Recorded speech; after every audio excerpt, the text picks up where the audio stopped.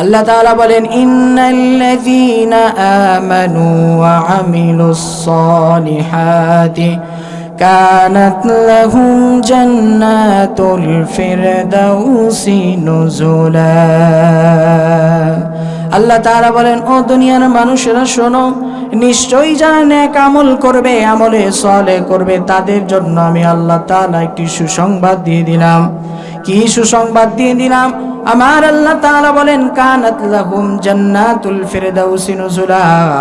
ওই সমস্ত বান্দাগুলা, ওই সমস্ত মুমিন ইমানদার বান্দাগুলা মরতে দেরি, আমি আল্লাহ তাআলা তাদেরকে আমার সব থেকে উঁচু জান্নাত, সেরা জান্নাত, জান্নাতুল ফিরদাউস দিতে দেরি করব না। তাইলে আল্লাহ বলছেন যে রাস্তা কয়টা? দুইটা। একটা হচ্ছে নেক আমল হবে অথবা বদ আমল হবে। যদি নেক আমল বলা হন তাইলে আল্লাহ আপনারে জান্নাত দিবেন, আর যদি বদ আমল বলা হন তাইলে পরিণাম জাহান্নাম। এই জন্য আল্লাহ তাআলা শুরুতেই ঘোষণা করলেন, কদ আফলাহাল মুমিনুন, অবশ্যই সফল কাম হয়েছে মুমিনগণ।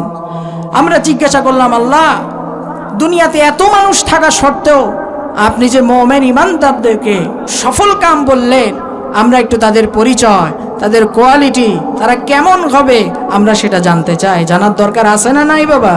আছে। আমরা জিজ্ঞাসা করলাম, আল্লাহ পৃথিবীতে তো আমরা এমন কিছু মানুষ দেখেছি যারা বলেছে যে আমরা আল্লাহরে বিশ্বাস করি। বুঝছেন কথা? বুঝছেন বাবা? আমরা আল্লাহরে বিশ্বাস করি, আখিরাতও বিশ্বাস করি, কোরআনকেও মানি, শেষ নবী হিসেবে নবী মুহাম্মদুর রাসূলুল্লাহ সাল্লাল্লাহু আলাইহি ওয়াসাল্লামকেও মানি। শুধু এতটুকুন বলার দ্বারা তারা কি খাঁটি মুমিন এবং ইমানদার হতে পারে?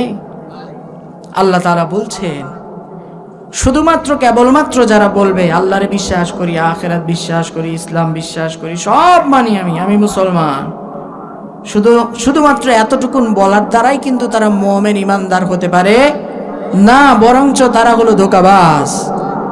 কথা বুঝতেছেন?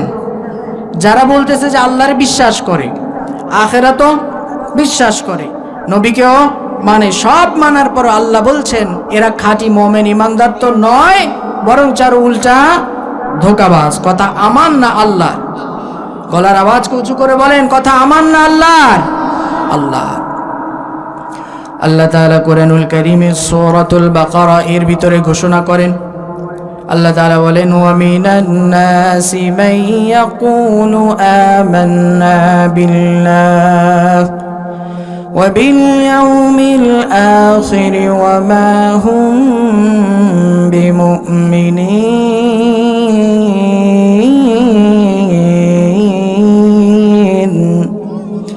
আল্লাহ তাআলা বলেন, দুনিয়ার মানুষ শোনো, অমিনান নাসি মান ইয়াকুলু আমান্না বিল্লাহ, দেখবা পৃথিবীতে এমন কিছু মানুষ রয়েছে যারা বলবে মান ইয়াকুলু আমান্না বিল্লাহ, আল্লাহরে বিশ্বাস করি, ওয়া বিল ইয়াউমিল আখির, আখিরাতও বিশ্বাস করি।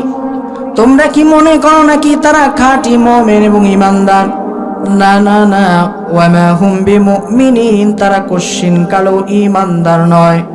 আমরা জিজ্ঞাসা করলাম, আল্লাহ যদি ইমানদার না হয় তাহলে তাদের পরিচয় দেন।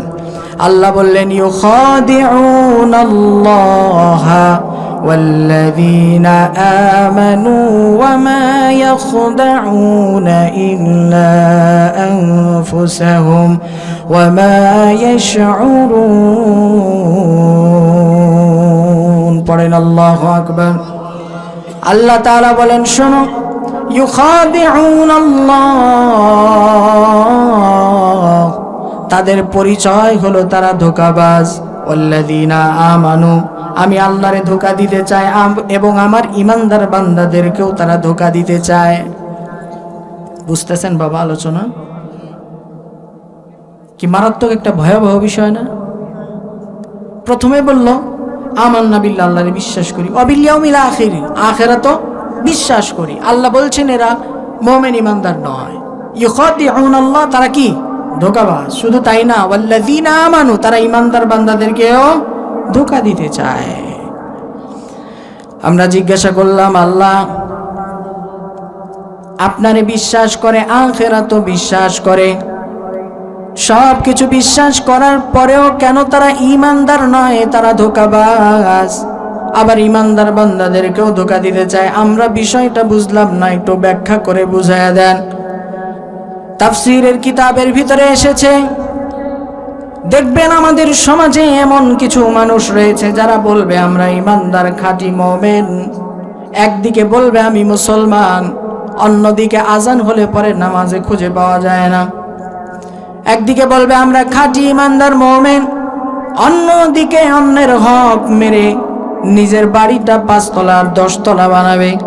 একদিকে বলবে আমরা খাঁটি মুমিন ঈমানদার, অন্যদিকে যত রকম খারাপ কাজ আছে, হারাম কাজ আছে, সব কিছুর ভিতরে নিজেরে লিপ্ত করে রাখবে। একদিকে দেখবেন বলবে আমি খাঁটি মুমিন ঈমানদার মুসলমান, অন্যদিকে দেখবেন সুদ আর ঘুষের সাথে জড়িত। এমন মানুষ নাই বোধহয় আমাদের সমাজে? আছে, আছে। আমরা তো বিগত দিনে দেখেছি, তারা বলেছে যে আমরা তাহাজ্জুদ ছাড়া সকাল শুরু করি না। বিকাল হলে পরে জাতির শ্রেষ্ঠ সন্তানগুলারে জেলের ভিতরে ভরতেও তারা দেরি করে নাই। ঠিক কিনা মুসলমান?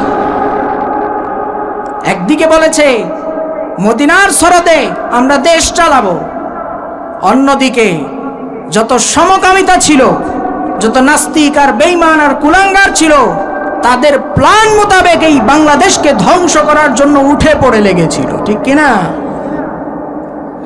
এই জন্য আল্লাহ বলছেন শুধুমাত্র এতটুকু বললেই মনে করো না যে এরা খাঁটি ঈমানদার, যে আমরা আল্লাহর বিশ্বাস করি, আখিরাত বিশ্বাস করি।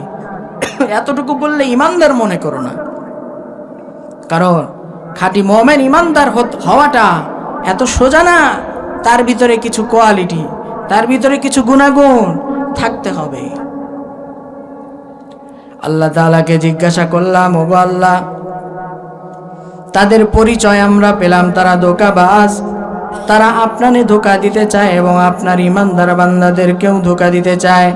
আল্লাহ তাআলা বলেন, ওয়ামা ইয়াখদাউনা ইল্লা আনফুসাহুম ওয়ামা ইয়াশউরুন। ওরা যতই ধোঁকা দিতে চাক না কেন, আমি আল্লাহরে কোশ্চিন কালেও ধোঁকা দিতে পারবে না, বরঞ্চ তারা নিজেরাই নিজেদের ধোঁকার ভিতরে পড়ে যাবে। ধোঁকার ভিতরে কি পড়ে নাই তারা? হ্যাঁ, ধোঁকার ভিতরে পড়েছে। যারা আল্লাহর নাম রে বেচে, মাথায় পট্টি লাগাইয়া হাতে তসবিহ নিয়া কোরআনের বিরুদ্ধে দাঁড়িয়েছিল, যারা আলেম ওলামাদেরকে, জাতির শ্রেষ্ঠ সন্তানগুলারে জেলের ভিতরে ভরেছিল, যারা একজন শহীদ যিনি বাংলাদেশে 50টি বছর তাফসীর করে গিয়েছেন, শহীদ আল্লামা দেলাওয়ার হোসেন সাঈদী রহমাতুল্লাহি আলাইহি, এমন একজন মানুষকেও তারা হত্যা করতে দ্বিধাবোধ করে নাই। তারা ভেবেছিল যে আমরা যেভাবে বসেছি আমাদেরকে এই বাংলা থেকে তাড়ানোর মতো কেউ নাই। আল্লাহ বলছেন, এই বেটা থাম, আমি আল্লাহরে কেউ ধোঁকা দিতে পারে না। যারাই আমি আল্লাহরে ধোঁকা দিতে চায় তারাই নিজেরা নিজেদের ধোঁকার ভিতরে পড়ে। আজকে নিজেদের ধোঁকার ভিতরে পড়ে মামুর বাড়ি দিল্লি গিয়ে পালিয়েছে। ঠিক কিনা? এই জন্য আগামীতে যারা আসবেন খুব সাবধান, সতর্ক। কারণ ফায়সালা তো জমিনে হয় না, ফায়সালা হয় কোথায়? আসমানে। আগে এক সময় মাহফিলে কথা বলতে গেলে খুব চিন্তা ভাবনা করে কথা বলা লাগতো, আশপাশ থেকে তাকিয়ে থাকতো হুজুর কি বলে। আবার মাঝে মাঝে আমাদেরকে এমন কথাও বলা হতো, হুজুর আকাশের উপরের ওয়াজ আর মাটির নিচের ওয়াজ করিয়েন, মানুষ একটু চোখের পানি ফেলবে, আল্লাহ বিল্লাহ করবে, আপনি রাজনৈতিক বিষয়ে যাইয়েন না। আমি তো বলি তাদেরকে, যদি রাজনৈতিক বিষয়ে আলোচনা না করা যায় মাহফিলে, তাইলে রাজনৈতিক বিষয়ের যে আয়াতগুলা কোরআনে আছে আপনি তা বাদ দিয়ে দেন। কি ভাই, আপনি তা বাদ দিয়ে দেন। আপনার মসজিদের রমজান মাসে যারা তারাবি পড়ায়, এরা যদি তারাবির সময় এই রাজনৈতিক আয়াতগুলা যদি বাদ দিয়া দেয়, বাদ দিয়া পড়াইলো, দ্বিতীয় দিন তা আপনি হাফিজ সাহেবরে ধরবেন, কি ব্যাপার হুজুর, আমরা আপনারে দিছি, আপনি সুন্দর করে খতম করবেন, তা আপনি কেন আয়াত বাদ দিয়ে পড়াইলেন? আপনারে দিয়ে আর চলবে না, বাদ অন্য হুজুর নিয়ে আস। বিষয়টা এমনই তো বাবা। তো ওইখানে যদি মুখস্থ বিদ্যা চলে, তাইলে এখানে সেটার অর্থ, সেটার প্রয়োগ দরকার আছে না নাই? মনে রাখেন বাপ, দুনিয়ার জীবন অল্প কিছু দিন। ক্ষমতা আজকে আছে, কালকে হারাই ফেলবেন, স্বাভাবিক। আজকে যে পুলিশ আপনাকে প্রোটোকল দিচ্ছে, কালকে এই পুলিশে আপনার হাত পায়ে হ্যান করা, আপনার হাত পায়ে বিভিন্ন জিনিস দেওয়া বাইধা আপনারে নিয়ে যাবে। যতক্ষণ আপনি ক্ষমতায় থাকবেন ততক্ষণ আপনারে সেলুট দিবে, স্যার বলবে, সম্মান করবে। কিন্তু আপনি যখন ক্ষমতাচ্যুত হয়ে যাবেন, তখন আপনার 4 আনার মূল্য তাদের কাছে নাই, কোনো মূল্য নাই তাদের কাছে। ক্ষমতায় যারা আছেন তাদের কাছে আমাদের অনুরোধ, বাবা এমন কাজ করে যান যাতে ক্ষমতায় থাকা অবস্থায় মানুষ আপনার যেভাবে সম্মান, মহব্বত, ভালোবাসা দিয়েছে, ক্ষমতাচ্যুত হওয়ার পরেও আল্লাহ তাআলার ইচ্ছায় যেন আপনি ওই ভালোবাসা, ওই মহব্বত, ওই আন্তরিকতা মানুষের থেকে পান, মানুষের কাছ থেকে যেন থুতু ঘৃণা আর শেষ পর্যন্ত দেশ ত্যাগ করে মামুর বাড়ি দিল্লি না যেতে হয়। ঠিক কিনা? রাগ করতেছেন আপনারা? রাগ করেন না বাবা। রাজনৈতিক কোনো বিষয় আমি বলছি না, কিন্তু এগুলো আসলে আমাদের বোঝার বিষয়। অনেক মসজিদগুলাতে দেখবেন লেখা থাকে যে মসজিদের ভিতরে রাজনৈতিক কোনো আলোচনা করবেন না। আপনাদের এলাকায় আছে বাবা? আমি অনেক মসজিদে দেখেছি এ জাতীয় কথা লেখা থাকে, অথচ নবী করিম সাল্লাল্লাহু আলাইহি ওয়াসাল্লাম তিনি দেশ পরিচালনাই করতেন মসজিদের মেম্বার থেকে, তাই না? মসজিদের মেম্বার থেকেই তিনি দেশ পরিচালনা করতেন। অথচ আমার দেশের মসজিদে কি লেখা? যে রাজনৈতিক কোনো বিষয় আলাপ আলোচনা করা যাবে না। কথাই স্পষ্ট, নরসিংদীর মানুষ যতদিন পর্যন্ত বাংলাদেশে কোরআনের ইসলাম, কোরআনের আইন কানুন বাস্তবায়ন না হবে, ততদিন পর্যন্ত এই বাংলাদেশে শান্তি আসবে। এই কথাটা নিজের মাথার ভিতরে সেট করে ঘরে নিয়ে ভোটের দিন এই কথাটা মনে করে এরপরে সিল মাইরেন। পারবেন তো ইনশাআল্লাহ? তাহলে আল্লাহ তাআলা বলেন, শোনো তাদের পরিচয়, খাদিউন আল্লাহ, তারা হলো ধোঁকাবাজ, ওয়াল্লাযীনা আমানু, তারা ঈমানদার নয়, ওমা ইয়াখদাউনা ইল্লা আনফুসাহুম ওমা ইয়াশউরুন, তারা আমি আল্লাহকে ধোঁকা দিতে চায়।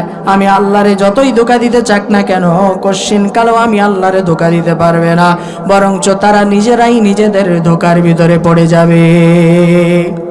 আমরা আল্লাহ তাআলা জিজ্ঞাসা করলাম, ওগো আল্লাহ, তাইলে আমাদেরকে এবার একটু মুমিন খাঁটি ইমানদার বান্দাদের পরিচয় দেন।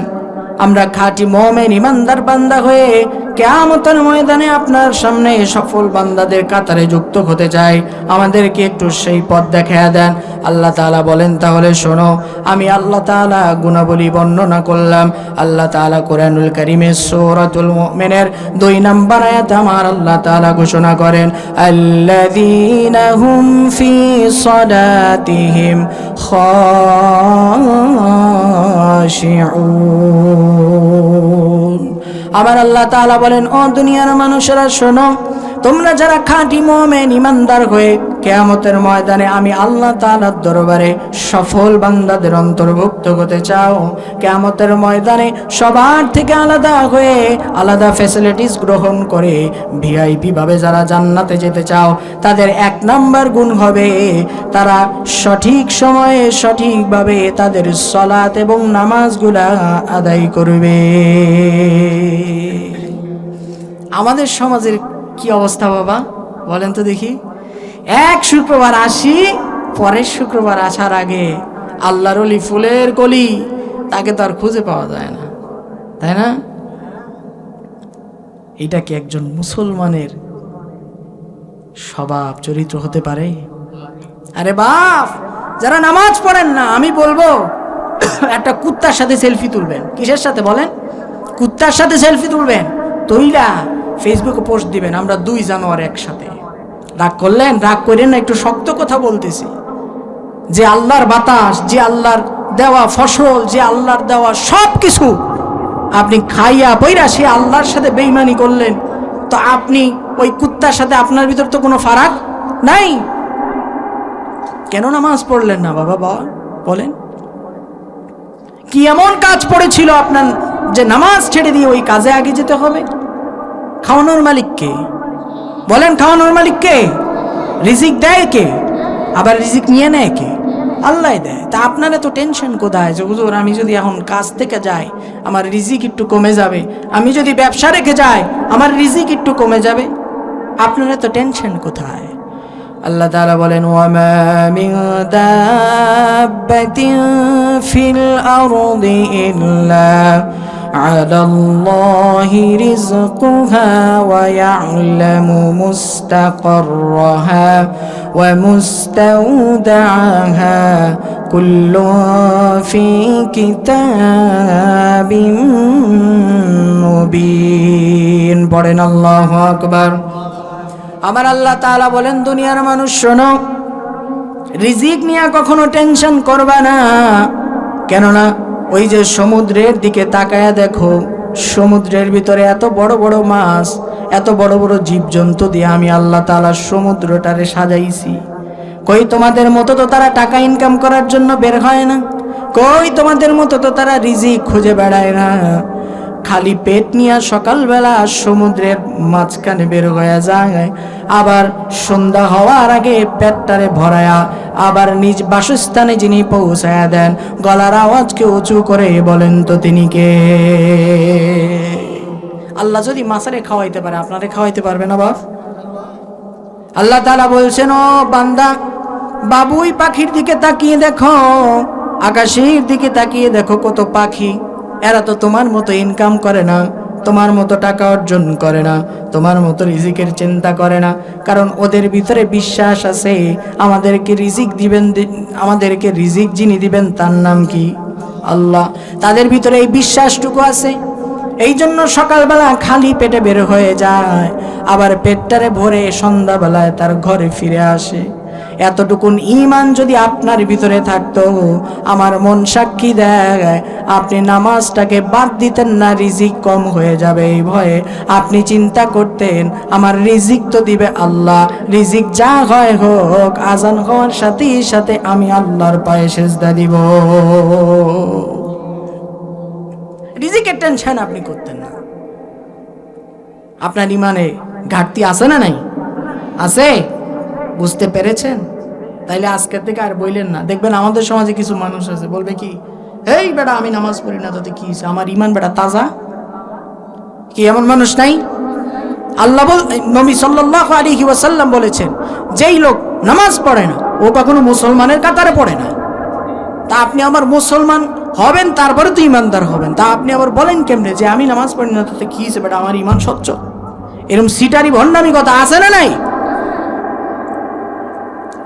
এই জন্য আল্লাহ বলছেন যে খাঁটি মুমিন এবং ইমানদার যারা হবে তাদের এক নাম্বার কোয়ালিটি থাকবে আল্লাযীনা হুম ফি সলাতিহিম খাশিউন, তারা সঠিকভাবে, সুন্দরভাবে, সঠিক সময়ে জামাত সহকারে খুশু এবং খুদুর সাথে নামাজ আদায় করবে। আমাদের সমাজের মুসল্লিদের কি হাল?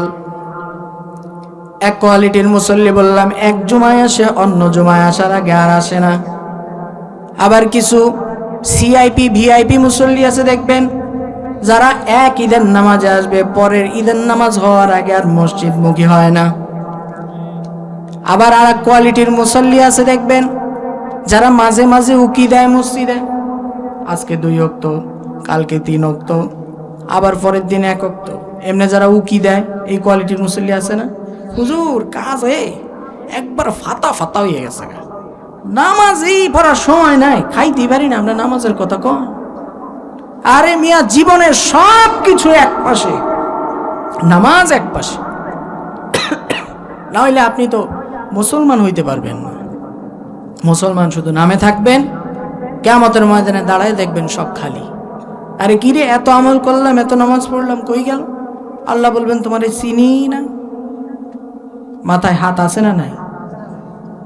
এই জন্য দুনিয়া থাকা অবস্থা একটু ফিকির করেন। আমি যে কথাগুলো বলছি, আমি সুর তো আমার তেমন নাই বাপ, কিন্তু আমি যা কথা বলবো নিজের বিবেকের ভিতরে ঢুকাইয়া মেমোরিতে একটু বাড়ি খাওয়ায়েন যে হুজুর যা বলতেছে আসলে আমি কেমন আর হুজুরের কথা কেমন, একটু মিলাইয়ে যাই। একটু যদি মিলাই যাইতে পারেন, আমার বুকে হাত দিয়ে আমি বলতে পারি আগামীকাল থেকে আপনি নামাজি হবেন ইনশাআল্লাহ। তো ওই কি কোয়ালিটির মুসল্লি উকি দেয়। আবার আরেক কোয়ালিটির মুসল্লি আছে, এদের অবস্থা সব থেকে ভয়াবহ। দেখবেন নামাজে আসে 5 ওয়াক্ত, 1 ওয়াক্ত মিস নেই, কিন্তু নামাজে দাঁড়ানোর পরে সে যে তেলাওয়াত করে, সূরা ফাতিহা পড়ে, সূরা ফাতিহার সাথে সূরা মিলায়, সুবহান রাব্বিয়াল আলা, সুবহান রাব্বিয়াল আযীম, রব্বানা লাকাল হামদ, আত-তাহিয়াতু, দুরূদ শরীফ, দুআ এ মাসুরা যা পড়ে কোনো কিছুই তার সহি শুদ্ধ হয় না। এমন লোক বোধহয় আমাদের সমাজে নাই। আমাদের সমাজের মানুষের কি হালত, যদি একজনের সূরা ফাতিহা পড়তে দেন, তার সূরা ফাতিহা শুই না, পেট বুকের ফ্যাকসা কলজা বুড়ি নারী বুঝা সব হজম হয়ে যাবে একবারে।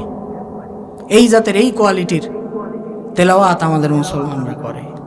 অথচ নামাজ ভঙ্গের কারণ 19টি। কয়টি বাবা? 19টি।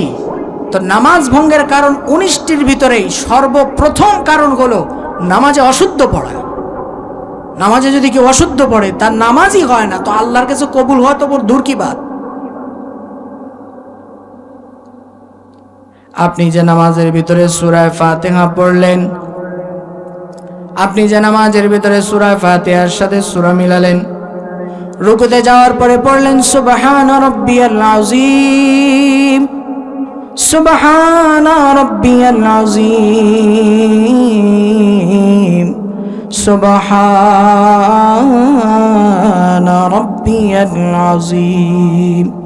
অর্থ জানেন না, বুঝেন না, সহি শুদ্ধ না। সামি আল্লাহু লিমান হামিদা, সহি শুদ্ধ না। রব্বানা লাকাল হামদ, সহি শুদ্ধ না। সেজদা দিচ্ছেন, যা করতেছেন, কোনো কিছুই সহি শুদ্ধ না। এই নামাজ যখন ফেরেশতাদের হাতে যায়, এই নামাজ আসমানের উপরে যায় না।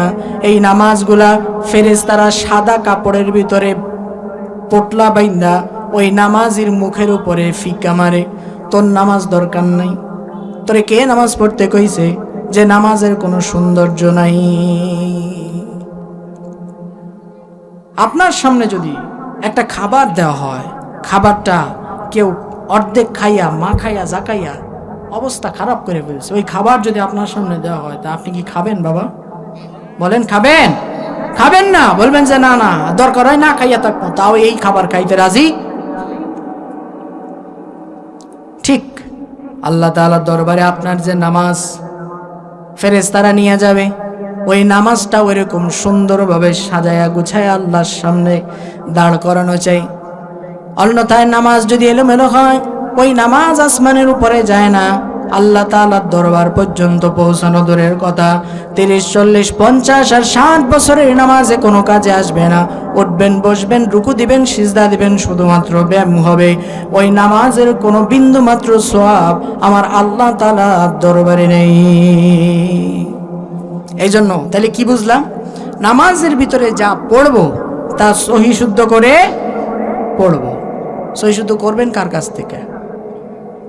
বলে না, কার কাছ থেকে সহি শুদ্ধ করবেন? আলেম থেকে, মসজিদের ইমাম থেকে, খতিব থেকে সহি শুদ্ধ করবেন না?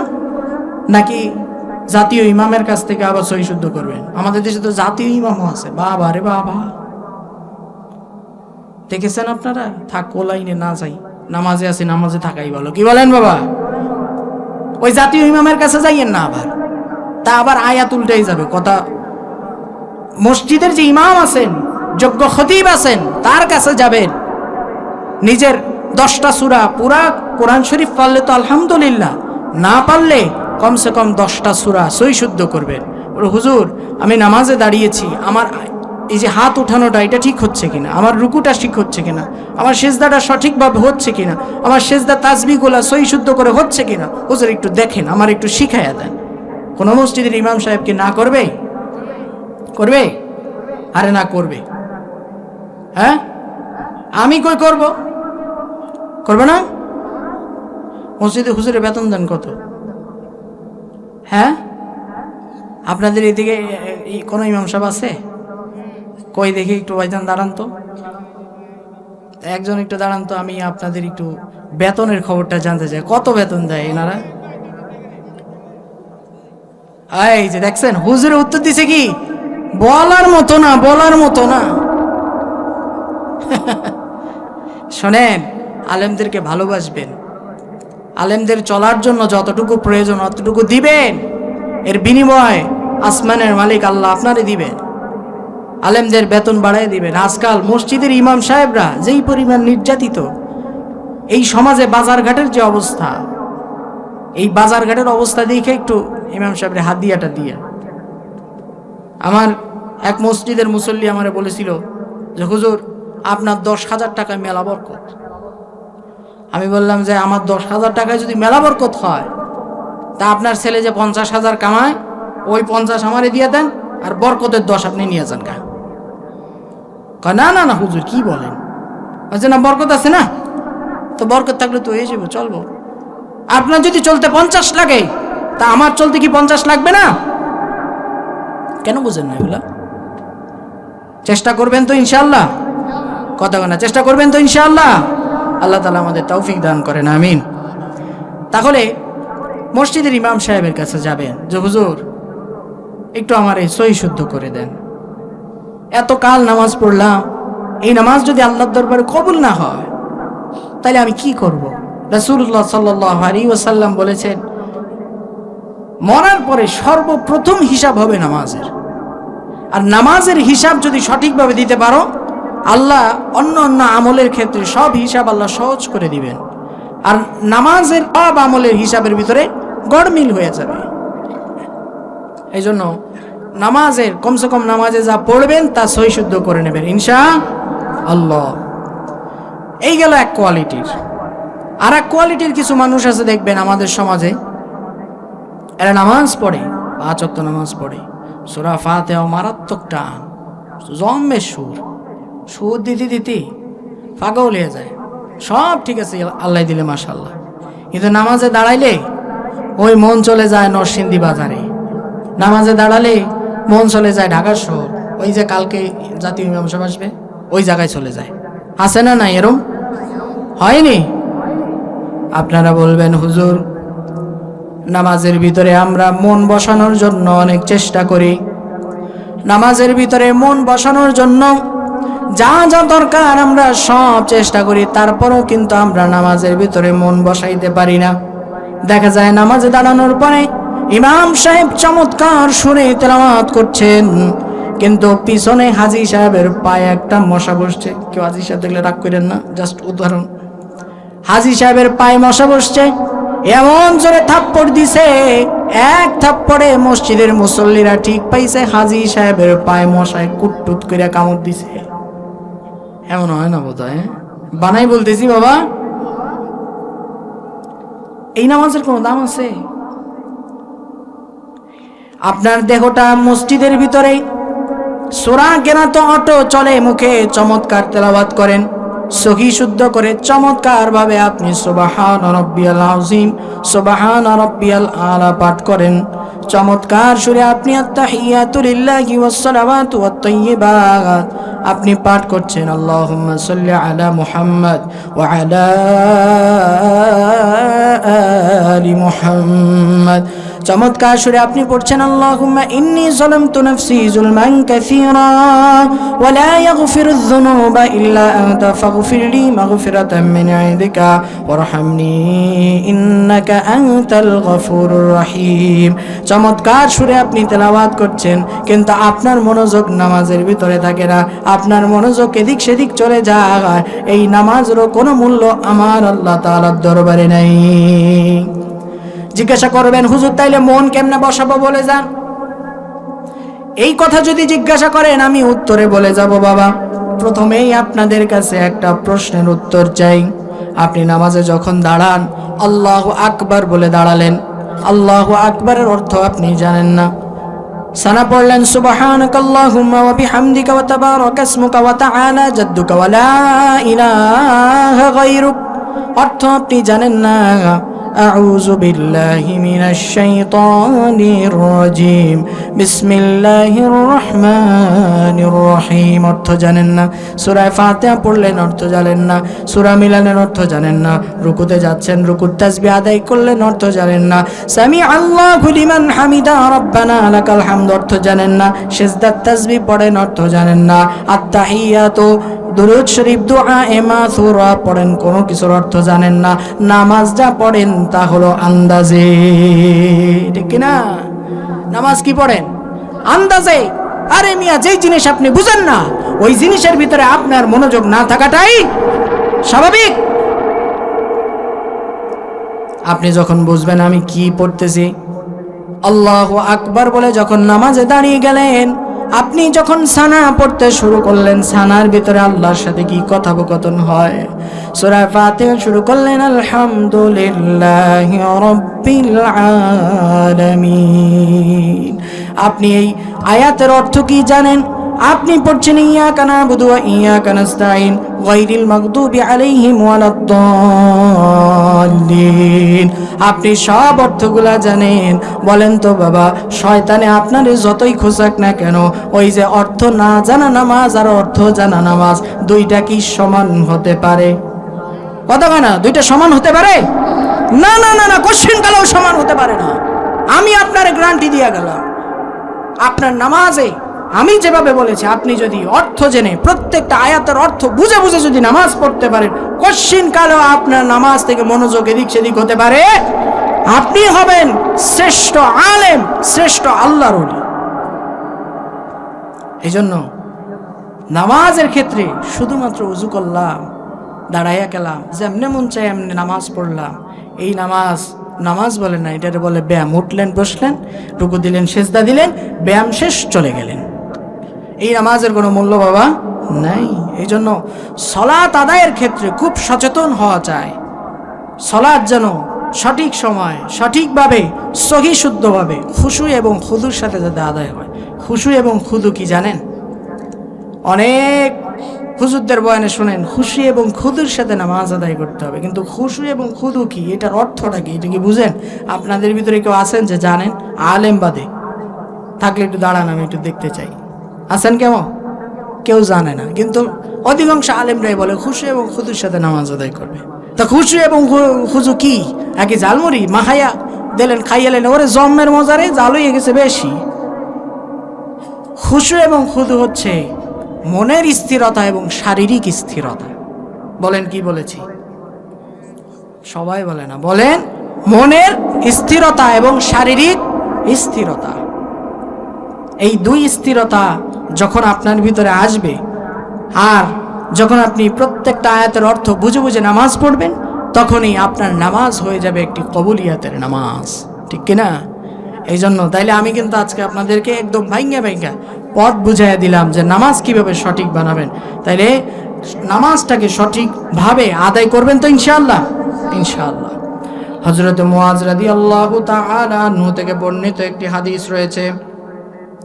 তিনি বলেন, রাসূলুল্লাহ সাল্লাল্লাহু আলাইহি ওয়াসাল্লাম আমাকে একদিন ডাকলেন, ডেকে বললেন, ও মুআজ শোনো, আমি রাসূল তোমাকে কিছু আদেশ এবং আমি তোমাকে কিছু আদেশ দিচ্ছি, নসিহা দিচ্ছি। হযরত মুআজ রাদিয়াল্লাহু তাআলা আনহু বললেন, বলেন কি নসিহা? রাসূলুল্লাহ সাল্লাল্লাহু আলাইহি ওয়াসাল্লাম হযরত মুআজ রাদিয়াল্লাহু তাআলা আনহুকে 10টা নসিহা করলেন। 10টা নসিহাতের ভিতরে অন্যতম একটি নসিহা হলো, ওয়ালা তাতরুকান্না সালাতাম মাকতুবাতাম মুতাআম্মিদান ফাকাদ মিনহু বারিআত যিম্মাতুল্লাহ। হযরত মুআজ রাদিয়াল্লাহু তাআলা আনহুকে রাসূলুল্লাহ সাল্লাল্লাহু আলাইহি ওয়াসাল্লাম নসিহা করলেন, ও মুআজ শোনো, তুমি কখনোই ইচ্ছাকৃতভাবে ফরজ নামাজকে ত্যাগ করবে না। বলেন কি বলছি? ইচ্ছাকৃতভাবে ফরজ নামাজ ত্যাগ করবে না। কেন? ফাকাদ বারিআত মিনহু যিম্মাতুল্লাহ। যারা ইচ্ছাকৃতভাবে ফরজ নামাজকে ত্যাগ করে, আমার আল্লাহ তাআলা তার উপর থেকে আল্লাহ তাআলার জিম্মাদারি সরায় নেন। নাউযুবিল্লাহ। কত বড় কথা বাবা! আল্লাহ তাআলার জিম্মাদারি যদি আপনার উপর থেকে সরে যায়, আপনার মতন হতভাগা, কপাল পোড়া আর কেউ কি হতে পারে? এই জন্য রাসূলুল্লাহ সাল্লাল্লাহু আলাইহি ওয়াসাল্লাম বলেছেন, ও মুআজ শোনো, কখনোই ইচ্ছাকৃতভাবে ফরজ নামাজকে ত্যাগ করো না। কেননা ফরজ নামাজকে যারা ত্যাগ করে, তাদের উপর থেকে আমার আল্লাহ তাআলার জিম্মাদারি সরে যায়। বাইনার রাজুলি ওয়া বাইনাল কুফরি ওয়া শিরকি তারকুস সালাত, কোন ব্যক্তি এবং কুফর ও শিরিকের মাঝে ব্যবধান হলো নামাজ। কোন ব্যক্তি এবং কুফর এবং শিরিকের মাঝখানে ব্যবধান কি বাবা? বলে না, ব্যবধান কি?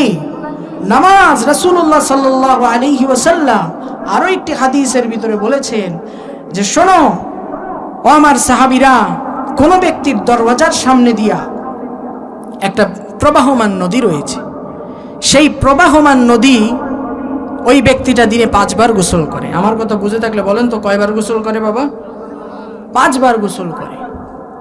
বলো তো দেখি, 5 বার গোসল করবার কারণে ওই ব্যক্তির শরীরে আর কোনো ময়লা নাপাকি আবর্জনা থাকতে পারে?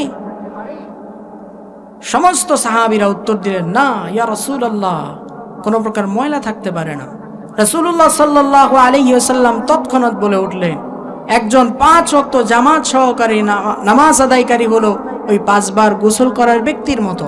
ওই ব্যক্তি যেমন 5 বার গোসল করার কারণে তার শরীরে আর কোনো ময়লা থাকে না, ঠিক তেমনি ভাবে যে ব্যক্তি 5 ওয়াক্ত সালাত সঠিকভাবে আদায় করে, আমার আল্লাহ তাআলা তার জীবনে আর কোনো গুনাহ খাতা রাখেন না। সুবহানাল্লাহ।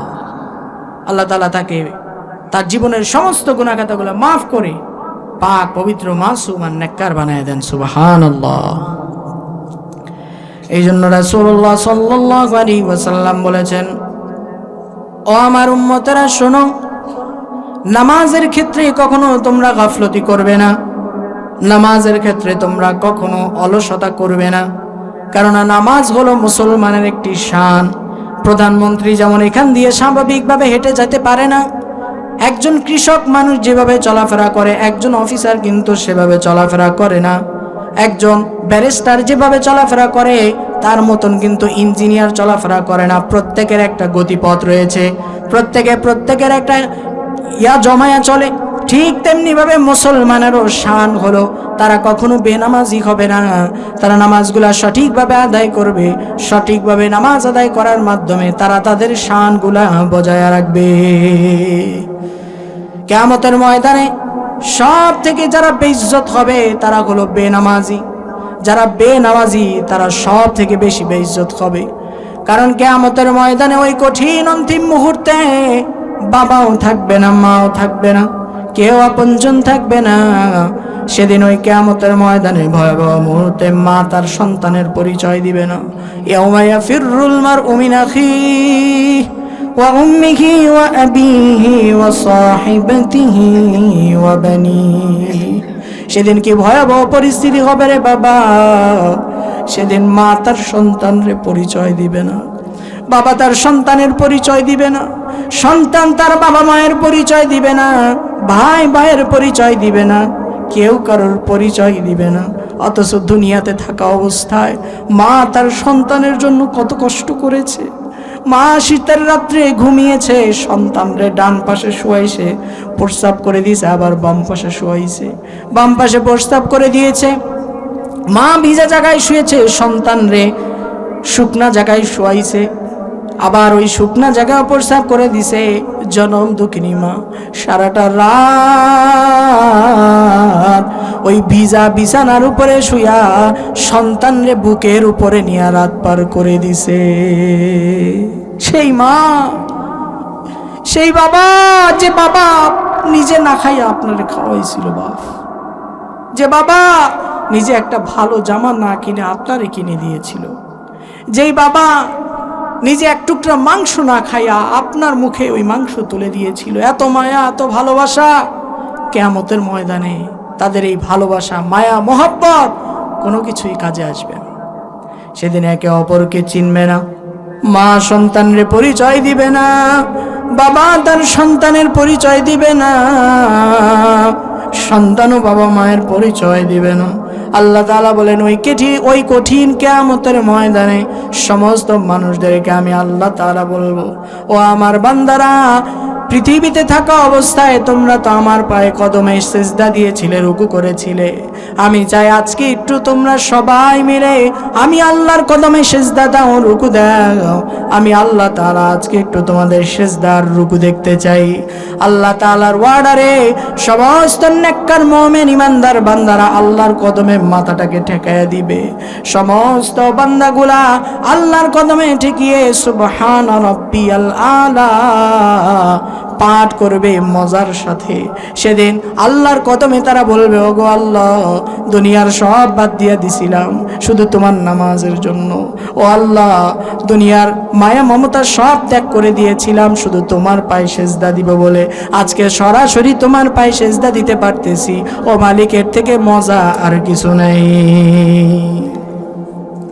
অন্যদিকে দেখা যাবে যারা পৃথিবীতে থাকা অবস্থায় সঠিকভাবে নামাজ আদায় করে নাই, সঠিকভাবে রুকু করে নাই, সঠিকভাবে সেজদা করে নাই, কিয়ামতের ময়দানে তারাও রুকু সেজদা করবার জন্য চেষ্টা করবে। কিন্তু আমার আল্লাহ তাআলা বলেছেন, ও দুনিয়ার মানুষেরা শোনো, আমি আল্লাহ তাআলা সেদিন ওই সমস্ত বেনামাজির মাজা আর কোমরগুলা কাঠের মতো, লোহার মতো শক্ত বানাইয়া দিব। হাজার চেষ্টা করলেও সেদিন আর তার রবের পায়ে সেজদা দিতে পারবে না। কারণ দুনিয়ায় থাকা অবস্থা আমি আল্লাহ সুন্দর করে সেজদা দেওয়ার জন্য, সুন্দর করে রুকু করার জন্য আমি সুব্যবস্থা করে দিয়েছিলাম। তার মাজাটারে যেভাবে দিলে সে সুন্দর করে সেজদা দিতে পারবে, রুকু দিতে পারবে, আমি সেভাবে দিয়েছিলাম। যেভাবে হাতটারে ভাঙলে পরে সেজদা দিতে পারবে, আমি সেইভাবে করে দিয়েছিলাম।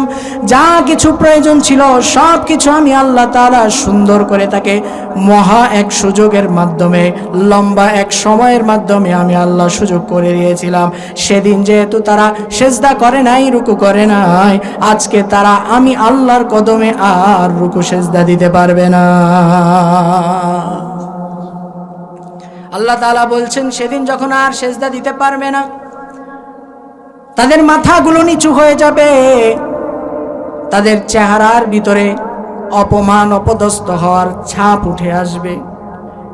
একে অপরের দিকে তাকাবে আর দেখবে, হাই হাই, কি ব্যাপার, আমি তো তার অফিসের বস ছিলাম আর সে আমার কর্মচারী ছিল, সে আজকে আল্লাহর কদমে সেজদা দেয়।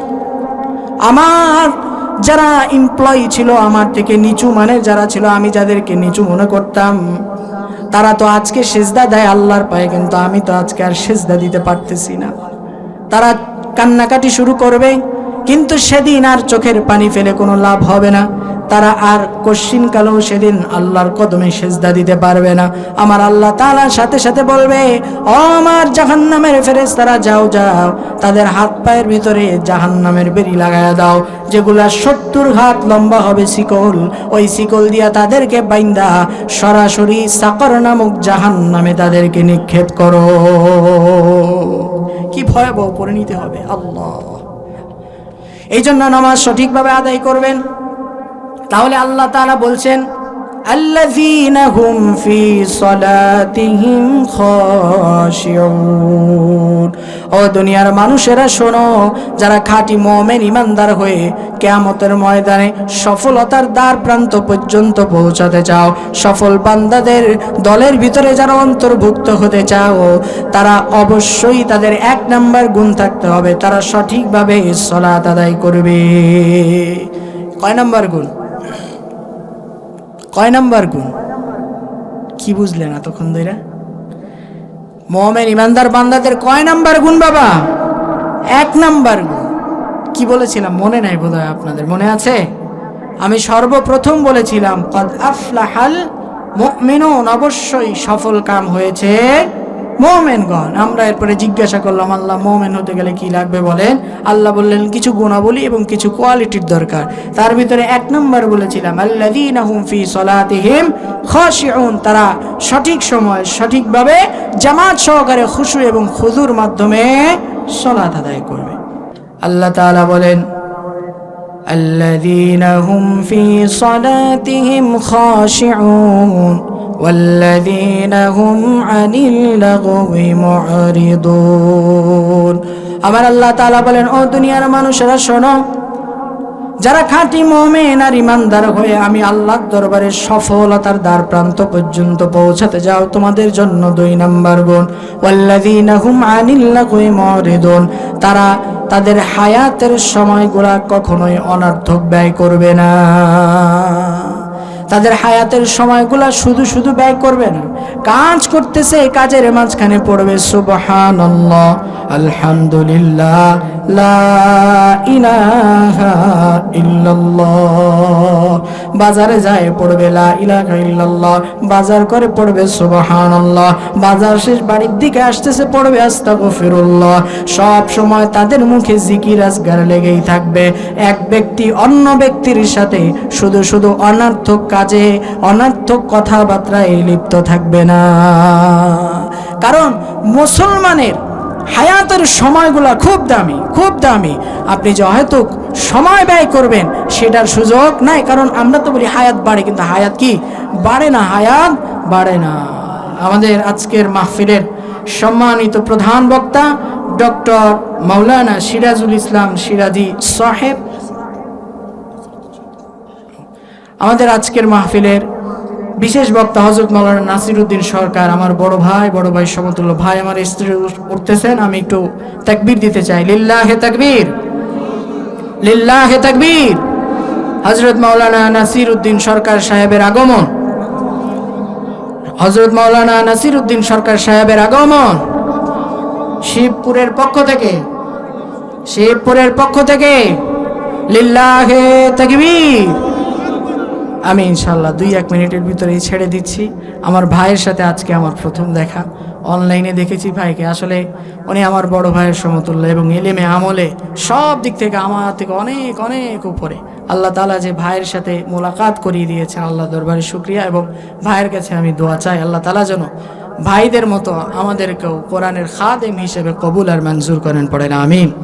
তাহলে ওয়াল্লাযীনা হুম আনিল লাগwi মুরিদুন, আল্লাহ বলছেন যে তারা কখনোই অনর্থক কাজে অনর্থক কথাবার্তায় লিপ্ত থাকবে না। কিন্তু অথচ দেখা যায় আমাদের সমাজে এই চায়ের স্টলে বসে, আরে বাবা রে বাবা, সব বিজ্ঞানী, বিজ্ঞানী না, সব বিজ্ঞানী, ওরে সুবহানাল্লাহ। দেশে কোনো বিজ্ঞানী নাই, সব বিজ্ঞানী বেটা চায়ের স্টলে, ঠিক না? দেশে কোনো বিজ্ঞানী নাই। একজন বইছে চায়ের স্টলে, আরেকজন কয় সব কিছু তো আপডেট, তা কদি দেই মাঝ আকাশে বিমান চলতে চলতে যদি বিমানের তেল শেষ হয়ে যায়, তাহলে সেই সময় তেল কোনে পায়? চাচা মাথা নিচের দিক দিয়া চিন্তা করতেছে, জীবনে কোনো দিন কোনো কথায় আমার কেউ আটকাইতে পারে নাই। আজকে এমন এক কথা জিজ্ঞাসা, আমি কি একটা উত্তর দেই, কি একটা সমস্যায় পড়ে গেছে। এই কথা তো তার উপরে কেউ বলবে এটা এই সুযোগ দেওয়া যাবে না। তো সে বলল যে আমি অনেক চিন্তা ভাবনা করে গবেষণা করে দেখলাম, বিমানে যখন মাঝ আকাশে তেল শেষ হয়ে যায় তখন অনলাইনের মাধ্যমে তেল ভরে বিমানে। এরকম অনর্থক ব্যাকট কথাবার্তা আমাদের সমাজে আছে না নাই? চায়ের স্টলগুলাতে আজকে এত পরিমাণ উল্টা পাল্টা কথাবার্তা চলে। অনেক সময় দেখা যায় চায়ের স্টলে 2 জন কথা বইলা অন্যজনের সংসার পর্যন্ত ভেঙে ফেলে, ঠিক কিনা? যত সুদ ঘুষ হারাম লেনদেন যা কিছু আছে সব হয় চায়ের স্টলে। আজকে চায়ের স্টলগুলো নাপাক হয়ে গেছে। আবার অনেক সময় দেখা যায় বুড়া বৃদ্ধ চাচা হাজি সাহেব হয়ে গেছে, এরপরে এই চায়ের স্টলে ওই যে আগের কালের ছবি চলে, এই ছবি তাকায় তাকায় দেখতেছে। বিবেক মানুষের নষ্ট হয়ে গেছে। হায়াতের সময়গুলা অপব্যবহার করা যাবে না। এই জন্য আল্লাহ বলছেন যে খাঁটি মুমিন ইমানদার বান্দার 2 নাম্বার গুণ হবে ওয়াল্লাযীনা হুম আনিল লাগwi মুরিদুন, তারা তাদের হায়াতের সময়গুলা কখনোই অনর্থক ব্যয় করবে না, নষ্ট করবে না। আল্লাহ তাআলা আমাদের সবাইকে আমাদের হায়াতের সময়গুলারে সঠিকভাবে কাজে লাগিয়ে জিকির আজগার এবং তাওবার মাধ্যমে সঠিকভাবে কাটাবার তৌফিক দান করেন, পড়েন আমিন। তাহলে আমরা তো সম্পূর্ণ আলোচনা শেষ করতে পারলাম না। যতটুকুন আলোচনা করেছি আল্লাহ তাআলা যেন আমাদের আমল করার তৌফিক দান করেন। এবং আপনাদের সামনে আমি চেষ্টা করেছি যে একটু ভেঙে ভেঙে যাতে আপনারা বুঝেন সাবলীল ভাষায় আলোচনা করার। তো আল্লাহ তাআলা যেন আমাদের প্রত্যেককে 5 ওয়াক্ত নামাজি বানায় দেন, পড়েন আমিন।